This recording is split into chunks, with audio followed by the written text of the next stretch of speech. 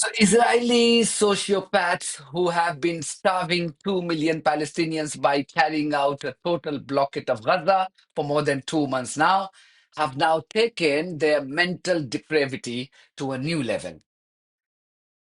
Today, they bombed a ship carrying aid materials to Gaza. Yes, Israeli terrorists used drones to bomb the ship off the coast of Malta in international waters. The ship had 30 activists and humanitarian workers on board when this was bombed by Israeli terrorists. And if this was not enough, the questionable reporting by Western media outlets such as the BBC and Guardian did their bit to further disgrace humanity and the profession of journalism in their desperation to protect Israel. Surprisingly, Sky News was the only Western media outlet which explicitly blamed Israel in its headline. The Freedom Flotilla was finally on its way to Gaza. We thought we had overcome bureaucratic sabotage this time around by keeping things quiet. But as a large international coalition, including U.S. boats to Gaza, was ready to board in Malta, in the middle of the night, our humanitarian mission was attacked by 2 drone strikes in international waters off the coast of the island. This boat carried family members of humanitarian activists who were attacked on the Mavi Marmara 15 years ago. They were trying to complete their loved one's legacy by responding to a call for solidarity with the people of Palestine to break Israel's deadly blockade. But again, as the Freedom Flotilla carried desperately needed aid across the Mediterranean, our opponents were loading their weapons. The Freedom Flotilla is an international mission of unarmed civilians and only carrying humanitarian aid. Attacking a humanitarian mission is a war crime. We need you to demand your government to stop all aid to Israel and demand an end to the illegal siege. We are sending you all love and rage and solidarity from the Mediterranean Sea. Free Palestine. A statement from Freedom Flotilla Coalition read, and I quote, at 0023 Maltese time, a Freedom Flotilla ship was subjected to a drone attack. The front of the vessel was targeted twice, resulting in a fire and a breach in the hull. The ship is currently located in international waters near Malta. An SOS distress signal was sent. The Maltese government has not yet responded to the SOS signal from the civilian humanitarian vessel. Under international maritime law, Malta has an obligation to act and ensure the safety of a civilian ship in distress within its proximity. End quote. Those videos are quite distressful. I can't share those videos here for obvious reasons, but you can watch them on our Telegram channel. The details are on the screen. Now try and gauge the magnitude of this war crime. Israel has bombed and destroyed a ship just because it was carrying food and other aid materials. Yes, food to feed the besieged population, 2 million of them in Gaza.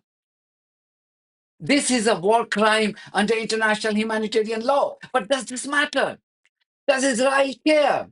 Is there any outrage from the so-called civilized Western countries? Where is the United Nations? What is even the purpose of such global bodies? Why are nations around the world not protesting and threatening to sever ties with the UN? Why is Israel not being thrown out of the UN? These are some really penetrating questions that I don't have answers to. It's a flipping joke that country after country is currently making submissions at the International Court of Justice, documenting Israeli war crimes. But these submissions mean nothing, absolutely nothing, in the absence of any meaningful action. Meanwhile, 2 million people in Gaza have been left to die of starvation in 2025. Where is the morality? Where is the accountability?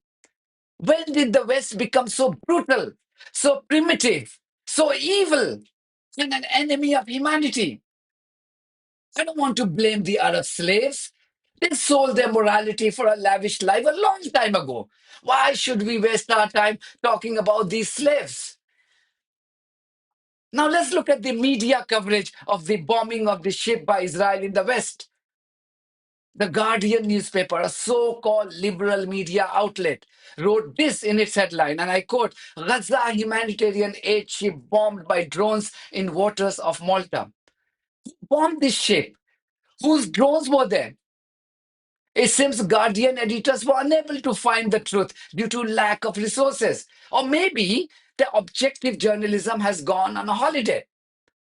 Guardian is usually very quick to scream so-called facts in its headlines and stories when victims are not Palestinians.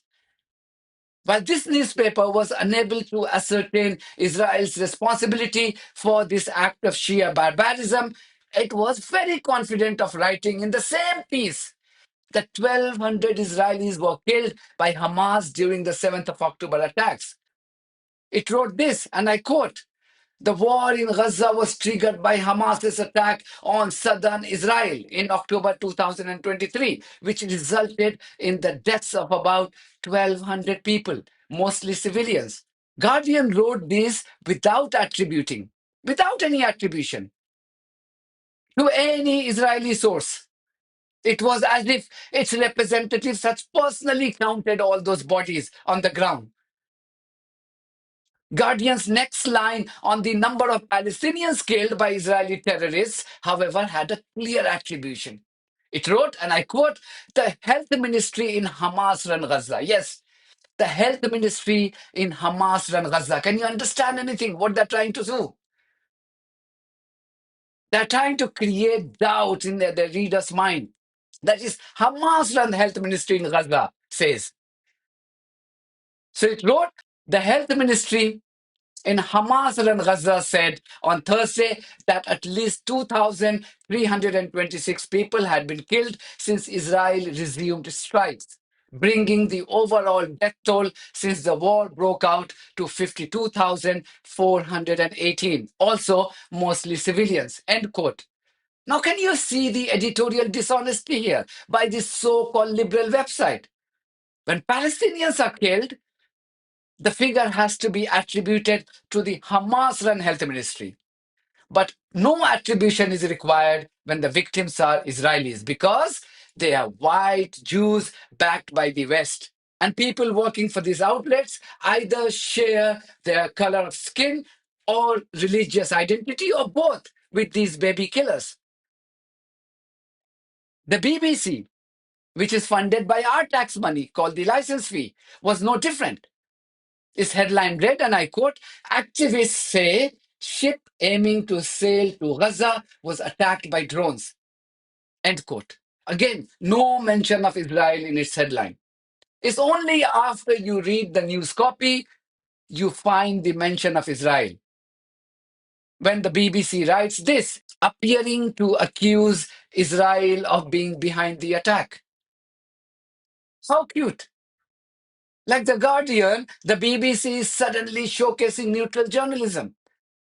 But like The Guardian, this disgraced media outlet too writes this in the same online piece, and I quote, the Israeli military launched a campaign to destroy Hamas in response to an unprecedented cross-border attack on 7th of October 2023, in which about 1,200 people were killed and 251 others were taken hostage.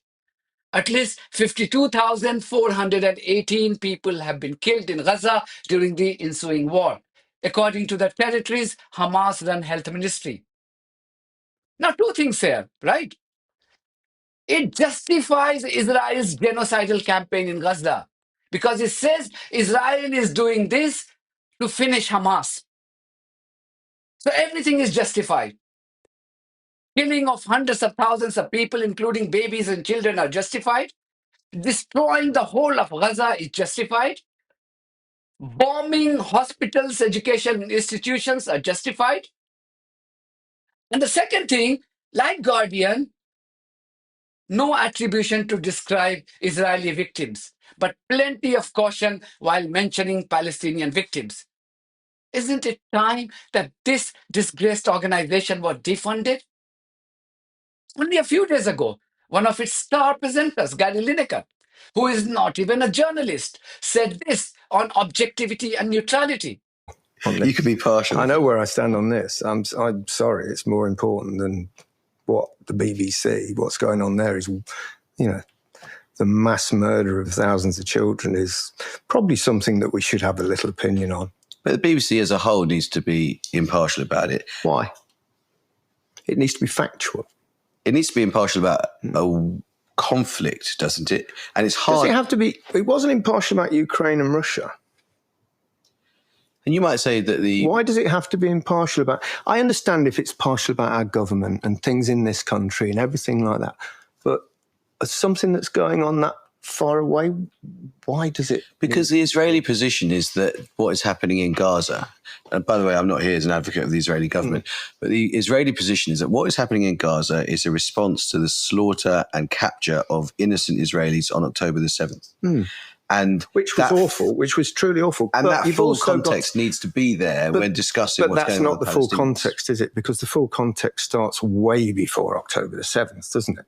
It sounds like you think the BBC is in a complete mess on impartiality. No, I don't think the BBC is in a mess. I think the BBC has it. It's very difficult for the BBC.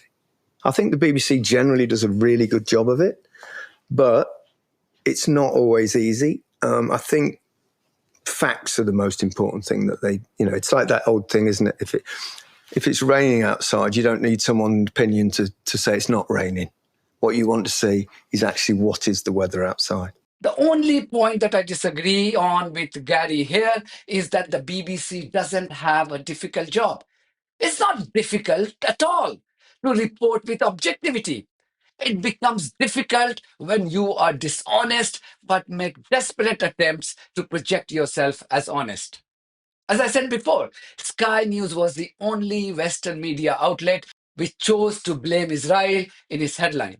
It wrote, and I quote, "Ship carrying aid for Gaza bombed by drones as NGO points finger at Israel." End quote.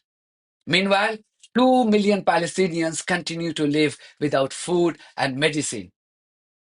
Thugs and criminals running governments in the West can't be bothered about holding a rogue regime of a settler colony to account.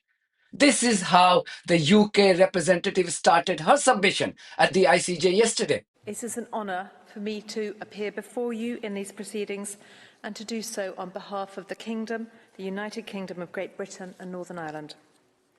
The United Kingdom welcomes this opportunity to emphasise its support for the role of the Court, for the United Nations and for international law.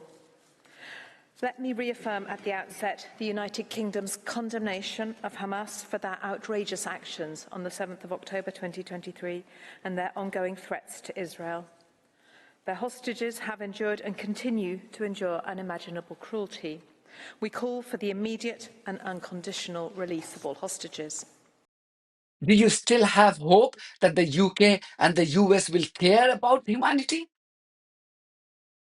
That's it for me. Thank you very much for your support of this platform and our journalism on buymeacoffee.com and Patreon. If you too think that our journalism is worth supporting, then you too should consider becoming part of it. Details are there in the description of this video. In the meantime, if you haven't subscribed to my channel, please do so, because that's one of the many ways you can support independent journalism. God bless you all.